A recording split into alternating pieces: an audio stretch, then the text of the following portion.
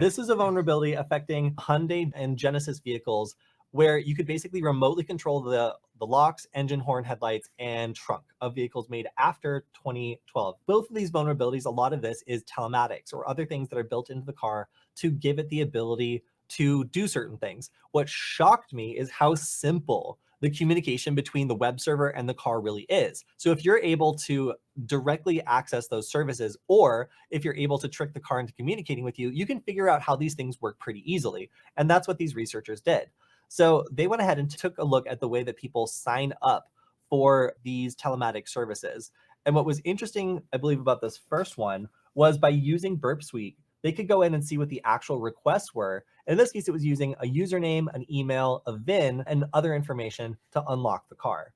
So they went in, they were examining JSON parameters, they modified a couple things and were able to fuzz the Hyundai user account registration and found out that it didn't require users to confirm their email address. Now that means you can register any random email address you want. And what they were able to do was examine the regex then that is looking at requests to determine if it's coming from a valid email account. So in this case, they were able to make an email account that looked like this. So if the victim's email was example@gmail.com, their example was example@gmail.com, and then these random characters at the end. And because it wasn't validated, when they sent this in the request, the server that was receiving it thought it was the same email address and went ahead and executed the command. So they were able to set up a different account with a different email address that didn't even exist and use that to send requests to this car server in order to do all sorts of bad stuff.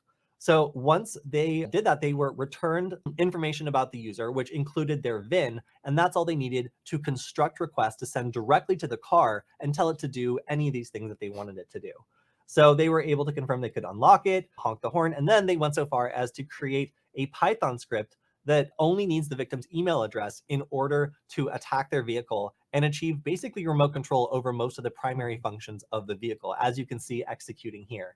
So this is an incredibly neat piece of research. And here we see they have the ability to, here's the car's VIN, and they have, wow, yeah, flash headlights, honk car, dump information, start car, stop car, unlock car, lock car.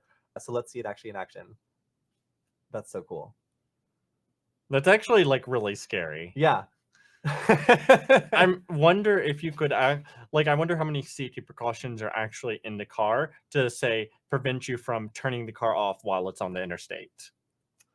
Yeah, no, probably not. So telematics are scary, right? Like, and this one seems really bad. So what if I told you that this exact same researcher found something even worse?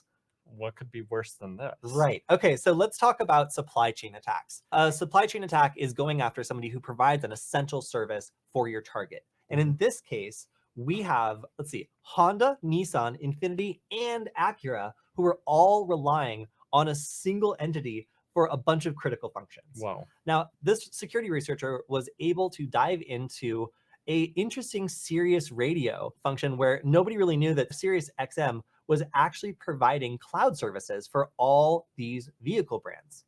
So what's cool about this is the level of access that this has to the car. It's able to do all these things that are typically bundled under, oh, you just bought this new car, here's your email account with it, and you can sign in, and then you can access the car remotely. Congratulations. Like it's like you have remote access to your car, but that means your car is connected through this cloud service. And Michael, what do you think is perhaps the second most obvious piece of identifying information on a vehicle?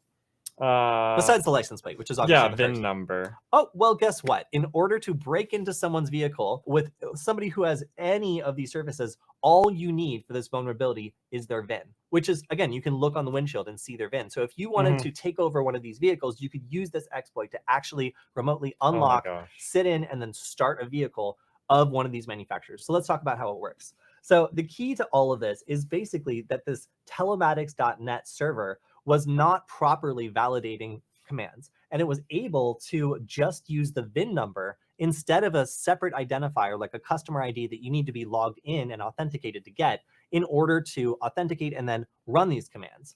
So after a long string of research where in Burp Suite, these commands were examined and messed with bit by bit to determine what they could remove and change in order to get a valid response from the server, they found that they could swap two pieces of information.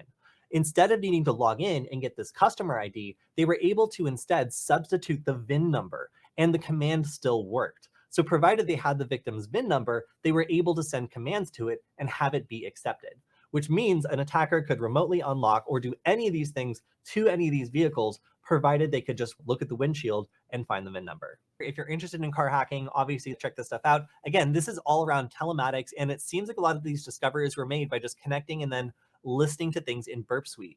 Burp Suite is a great way of getting started with this sort of thing. If you're interested in learning more about that sort of stuff, we can also do some more episodes on intercepting web requests and doing this sort of fuzzing, because a lot of this is like pretty basic sorts of modifications to protocols and examining the way that if you break something or change something, the way that the server responds. And in this case, that server is controlling access to a vehicle, which could have some pretty serious consequences.